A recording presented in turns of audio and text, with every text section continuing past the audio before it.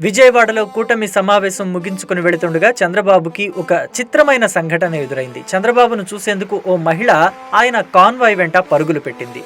అది గమనించిన బాబు వెంటనే కాన్వాయ్ ఆపి ఆమెతో మాట్లాడారు. తెలుగుదేశం పార్టీ గెలుపు కోసం తాను రేయింబవళ్లు శ్రమించానని, తనకు 104 డిగ్రీల జ్వరం ఉన్నప్పటికీ చంద్రబాబును చూసేందుకే వచ్చానని ఆ మహిళ చెప్పింది. దీంతో ముందుగా చంద్రబాబు ఆమెకు థ్యాంక్స్ చెప్పారు. అలాగే వెంటనే ఆసుపత్రికి వెళ్లి ఆరోగ్యాన్ని జాగ్రత్తగా చూసుకోవాలని ఆమెకు సూచించారు. ప్రస్తుతం ఈ వీడియో సోషల్ మీడియాలో వైరల్ గా మారింది.